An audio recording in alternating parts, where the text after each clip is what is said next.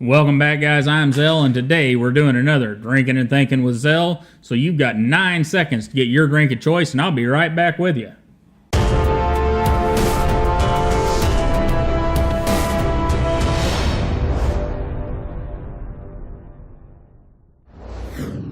First of all, I want to say thank you to everyone that sent in a suggestion for a new name for this show. We have not chosen one yet, but I'm going to get together with Todd Knife and Tool and Susie Nails It, and we're going to get one chosen, and we are going to start to transition this show over the next several weeks. It's not something that's going to happen right away. Next several weeks to a new name. And we're also going to change up the format a little bit. Not majorly, but a little bit, and we're going to start some of that today. Now, for those of you that like Drinking and Thinking, that show is not exactly going away, but it's going to change format a little bit too. I've got a project over here in the bunker that I'm working on, and whenever we get that project done, which may be several weeks away, we're going to move that show over to where that project's being done, and it's going to be more in line with its title. Don't fret, it hasn't gone away. Things are just going to change format a little bit. And whenever we do pick a name, just like I said, I'm going to gather up a little prize pack, and whomever had the name that we choose to use, you're going to get it. And starting today, we're going to do a little sharp news. And in sharp news today, we have Anthony Mariform, Everyday Commentary, and Kai Industries. Those guys are all in a big tussle. Mariform and Microtech are, and I'm not sure Microtech's actually doing the suing, but anyhow, there are a lawsuit being put on Everyday Commentary and a lawsuit being put on Kai Industries because of a social media manager sharing a story that Everyday Commentary wrote several weeks ago. I read the story that Everyday Commentary put out, and it was really kind of a history of the 0777 from Zero Tolerance through to the Matrix, including the Matrix from Microtech and the 0770 and so on and such forth. And it was a great article. And I actually learned a lot from that article, and I'd like to thank Everyday Commentary for writing that, even though he's possibly going to be in some trouble for it. It was very thought-provoking, had some good information in it that I've even shared here, even though you guys may not know that it came from there. So anyhow, appreciate the article from Everyday Commentary, and I think the whole lawsuit thing is silly. It's silly. And here's what's going to happen for me. I absolutely intended to go to Blade Show this year and pretty much make my way straight to the Microtech booth and pretty much plop down whatever amount of cash to buy whatever the Blade Show 2017 Matrix or Mini Matrix was. And that was part of my plan for Blade Show first day. Well, my plan now for Blade Show first day is to not worry about it so much. If I make it to the Microtech booth and they happen to have a Matrix that I'm really interested in, maybe I'll buy one. So I do like to keep the hardware separate from legal and personal stuff, but it makes me not as interested in going and getting the Matrix at this point. And, that's just me. However you feel about it's however you feel about it.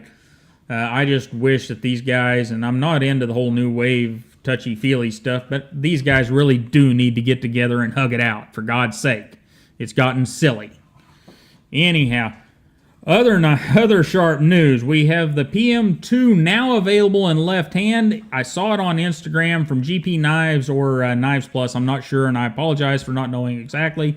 But they had it up, and if you are a left-hander and you have never enjoyed a paramilitary in the proper setup for your handedness, you should probably look into that. I'm not telling you to go buy one, but if you're interested, they're out there, and it's a beautiful thing when a paramilitary 2 works for you the way your body works. So it's out there and available. And the last thing I want to talk about in sharp news is pricing. There's been a little kerfluffle in pricing here recently. You may or may not have heard anything about it, but it's out there. And it's basically because we have 3 prices for a knife, or any other good for that matter. It doesn't have to be a knife. You have the wholesale price, which is variable price. It varies a few bucks or pennies either way, depending on how you order and how much you order and how you take them in. I mean, there's a whole bunch of variables that determine that wholesale price.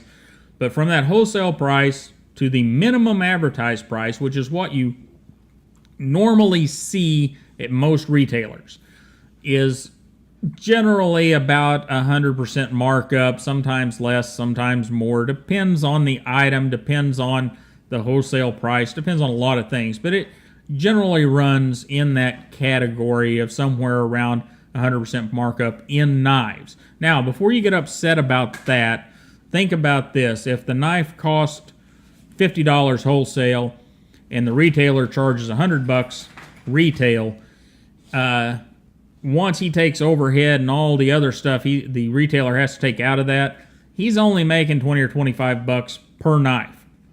So he's not making as much as you might think whenever you talk about those price differentials. Now, if he sells it at MSRP, yeah, he's making a lot more, because usually that MSRP is 150% or more than the wholesale price. And those things all move all the time.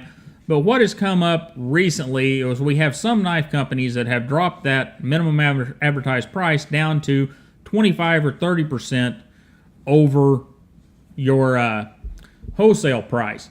And there are some people that are upset about that, and there's other people that are happy about it.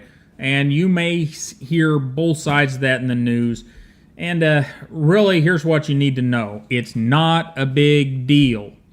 These things work themselves out. It's economics. Economics, you have this invisible hand and all these other things. If you've ever taken a college-level economics class, you've learned about this. They will even out, and it always does. So if you start seeing it in the news, don't sweat it. Don't get upset. Things will work themselves out. All right, guys, we're going to jump into the ponderance of the week. And what I'd like to talk about today is blade bannering. And let's see here. That's a good one. We have stuff like Buck here, and they put a whole bunch of information on one side of the blade, and they even put more stuff on the other side of the blade. How do you feel about that? You know, I've never been super upset unless I had something in huge letters going across the blade, and I don't have anything here to show you that has that. I think that Buck has got the most lettering on a blade of any knife I have here right now. But people tend to get upset about it, and I kind of feel a little different, I guess. You know, we have some very, very clean blades. You know, you have like this 702 here. All it says on it is M390. And while I appreciate that, one of the first things I thought about whenever this knife showed up and I decided to carry it and use it was maybe I'll take that blade out of there and polish up the flats. And it was basically just because the blade was so plain. Now, it's a beautiful blade. It's got an unbelievable hand-rub finish on it, but it's plain. And they're not the only one. This Riate the Future, it's very understated. And even your old Buck 110, not a single thing on the blade.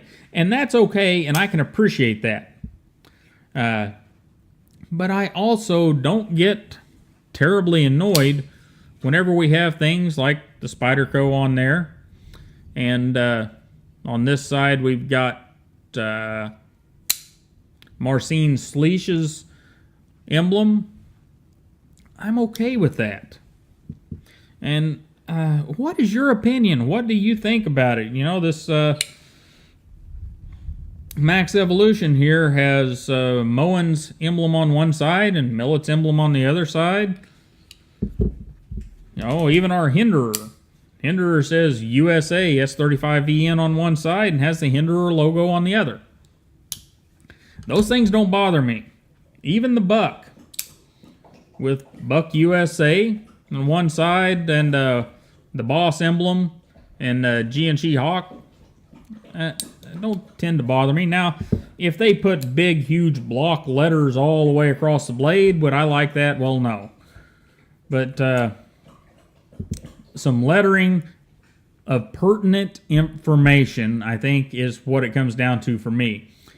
If the information on the blade is pertinent to the knife, I'm good with it, as long as it's done in a tasteful manner. And I would prefer to have it on the blade somewhere. I really like how Spyderco does a lot of theirs. They'll just have the Spyder logo as usual on them, and then they'll have, wherever it's made, the steel and Spyderco written out. And that's all that's on the blade, and it's usually down around the handle here. And I think that's a beautiful thing. I do like that a lot from Spyderco. They give me all the pertinent information without laying it out across the blade. But what's your opinion on that? What do you think of blade bannering? Is it something that really irritates you? For me, it does irritate me if it's really big letters or they've got impertinent information, just silly stuff across the blade. It doesn't need to say zombie killer on it. That's just, who cares? But if it's pertinent information and it's done in a reasonable manner, I prefer to have it on there because reviewing knives, it's a whole lot easier to have it right there in front of you than to have to go digging, and sometimes you go digging and you can't find the stuff. Anyhow, guys, I really appreciate you stopping by and hanging out with me. Let me know what you think of blade bannering and all the other topics we talked about in Sharp News today. Don't forget to like, share, and subscribe, and you have a wonderful day, and I'll see you next time.